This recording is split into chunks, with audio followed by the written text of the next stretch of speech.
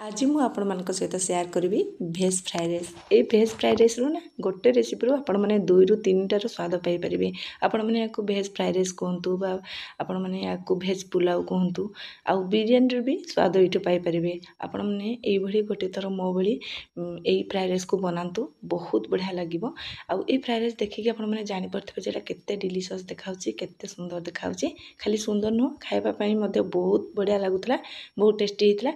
ପୁରା ରେଷ୍ଟୁରାଣ୍ଟ ଷ୍ଟାଇଲ୍ରେ ଆଜି ଆମେ ଏଇ ଫ୍ରାଏ ରାଇସ୍କୁ ତିଆରି କରିବା ଘରେ।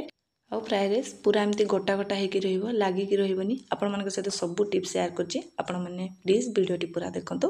ଆଶା କରିବି କି ଆଜିର ଭିଡ଼ିଓ ଆପଣମାନଙ୍କୁ ପସନ୍ଦ ଆସିବ। ଭିଡ଼ିଓ ପସନ୍ଦ ଆସିଲେ ଭିଡ଼ିଓକୁ ଲାଇକ୍ କରିବେ, ସେୟାର କରିବେ।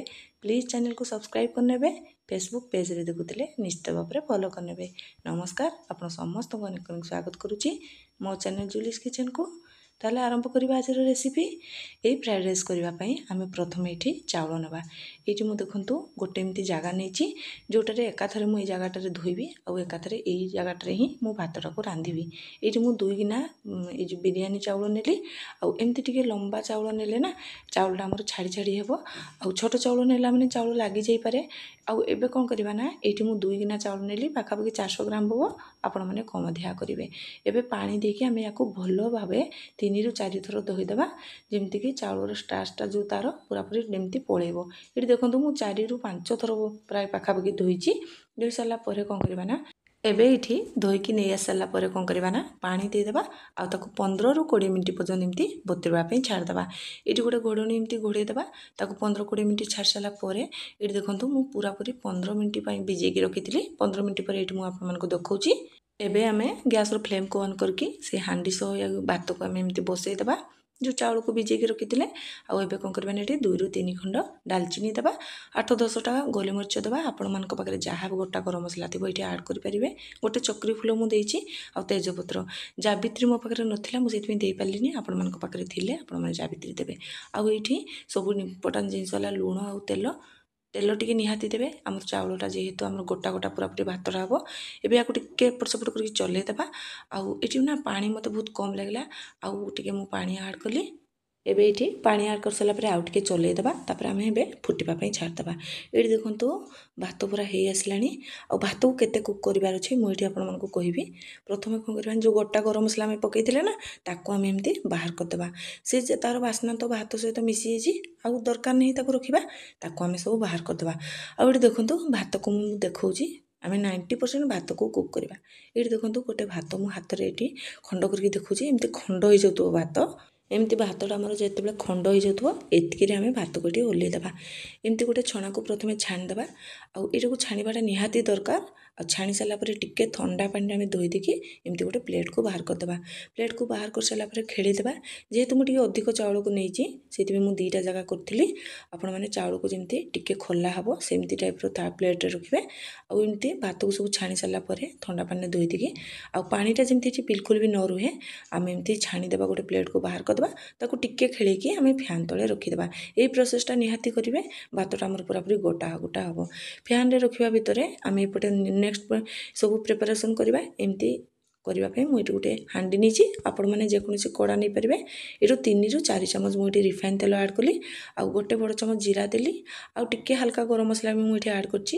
ଆଉ ଅଦା ମୁଁ ଦେଇଛି ଏଠି ବଡ଼ ଅଳେଇଚ, ଆଉ 2 ଖଣ୍ଡ ଡାଲଚିନି, 2ଟା ଗୁଜୁରାତି, ଆଉ ଛୋଟ ଗୋଟେ ଚକ୍ରୀ ଫୁଲ ଦେଇଛି। କିଛି କଟା ରସୁଣ 1ରୁ 2 ଚାମଚ ହେବ, ଆଉ 1 ଚାମଚ ଛୋଟ ଛୋଟ କଟା ଅଦା ଦେଇଛି। ଟିକେ ଭାଜିଦେବା, ଫ୍ଲେମ୍କୁ ଆମେ ଏଠି ମିଡ଼ିୟମ୍ ରଖିଥିବା। ଟିକେ ହେଇଗଲେ ଆମେ ଏଇଠି ପିଆଜ ଦେବା। ଏଇଠି 2ଟା ପିଆଜକୁ ମୁଁ ଛୋଟ ଛୋଟ କାଟିକି ଦେଇଛି। ଆପଣମାନେ ଚାହିଁଲେ ପିଆଜ ମାତ୍ରା ଅଧିକା କରିପାରିବେ। ଏବେ ପିଆଜକୁ ଆମକୁ ଚଲେଇ ଦେବା। ପିଆଜକୁ ଆମକୁ ଏଠି ପୁରା ଭାଜିବାର ନାହିଁ, ବାସ୍ ଜଷ୍ଟ ହାଲକା ଭାଜିଗଲେ କ'ଣ କରିବା ନା, ପିଆଜ ଏମିତି ଟିକେ ହାଲକା ଭାଜିଗଲେ ଏଠି ମୁଁ କାଜୁ ଆଉ କିଛି କିସମିସ୍ ଦେଇଛି। ଆପଣମାନଙ୍କ ମନପସନ୍ଦ ଅନୁସାରେ ଏଠି ଡ୍ରାଏ ଫ୍ରୁଟ୍ସ ଆଡ଼୍ କରିପାରିବେ, ଆଉ ଯଦି ପସନ୍ଦ ନାହିଁ ତାହେଲେ ସ୍କିପ୍ କରିଦେବେ। ଆଉ ଏଠି ଟିକେ ଡ୍ରାଏ ଫ୍ରୁଟ୍ସ ଦେଇକି ଆମେ କାଜୁ ଆଉ କିସମିସ୍ ଯେଉଁ ପକାଇଲି ତାକୁ ଦେଇ ସାରିଲା ପରେ ଟିକେ ହାଲକା ଚଲେଇ ଦେବା।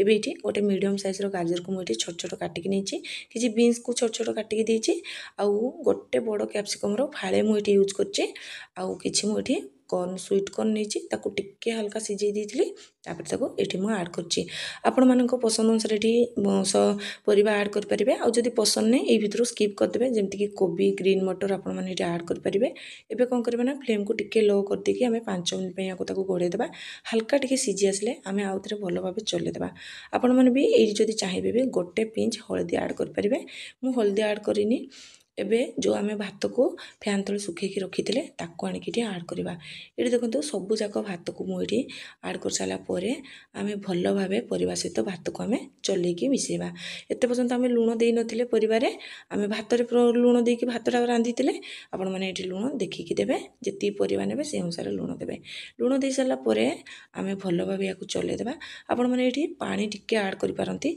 जति भात अछि 1/4 कप रो पानी मु देइथिली सेति किछि भी हबनी भात हम जेहेतु अधा अधी कुक ହେଇଛି एबे कोन करबा ना 5 मिनिट परे आमे एठी खोली की घोडणी आउ थरे भलो भाबे चले देबा एपट सपट करी की मिसई साला परे एठी कोन करछि ना मु गोटे बड़ साइज रो टमाटो को चुन चुन काटी की देछि आउ 2 बड़ चामच एठी सोया सॉस ऐड करछि आउ गोटे बड़ चामच एठी मु सेजवान चटनी ऐड करछि आपण मन को पकरे जदी सेजवान चटनी नथबे ना गोटे चामच टमाटो सॉस आ गोटे चामच रेड चिली सॉस ऐड कर देबे आ एठी गोटे चामच मु देछि चीनी टिके निहाती ऐड करिवे टेस्ट पूरा पूरी बालांस होगी रहिबो एबे एठी मु शेषर धनिया पत्र ऐड करली आउ से सबु जाक को हमें भलो भाबरे आउथरे मिसे देबा आउ आपण माने एठी चाहिले जदी गुआ घियो पसंद ना एठी गोटे रु 2 चामच गुआ घियो ऐड कर परिबे आउ जदी गुआ घियो पसंद ताहले आपण माने पूरा रेसिपीटा ना आरंभ रु गुआ घियो करिवे तार टेस्ट आहुरी बहुत बढ़िया लागिबो आउ एठी शेषर कोन करबा ना एठी किछि प्याज संडा को मु एठी धोइकी एमती पूरा छोट छोट काटी की मु एठी ऐड करछि